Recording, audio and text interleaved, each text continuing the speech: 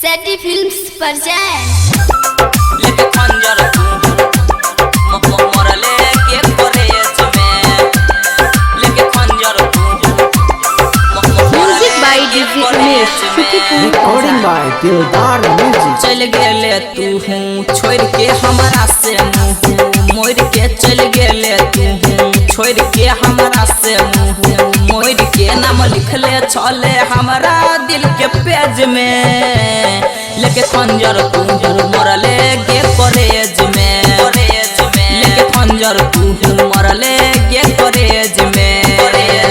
चल गेले तू छोड़ के हमरा से मुँह मोड़ के चल गेले तू छोड़ के हमरा से मुँह मोड़ के नाम लिखले चले हमरा दिल के पेज में लेके खंजर तू मरले गे कॉलेज में लेके खंजर तू मरले गे कॉलेज में डीजे उमेश लेके खंजर डीजे उमेश मरले गे कॉलेज में बाजार कॉलेज में सोचले न छलियो जान एहन तू हो खबे हमारा के छोड़ के जान दोसर के तो कहबे दोसर के तो कहबे सोचले न छलियो जान एहन तू हो खबे हमारा के छोड़ के जान दोसर के तो कहबे दिल से कोइले खेल बार के तू कोइले न प्यार के दिल से कोइले खेल बार के तू कोइले न प्यार के भूल गेले मिलै छले कॉलेज में लेके खंजर तू मरले गे कॉलेज में लेके खंजर तू मरले गे कॉलेज में डीजे उमेश लेके खंजर डीजे उमेश मरले गे कॉलेज में बाजार कॉलेज में सुशील साजन के जिंदगी कोइले बर्बाद गे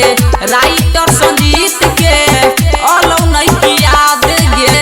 अलौ नहीं की याद गे सुशील साजन के जिंदगी कोइले बर्बाद गे राइटर संजीत के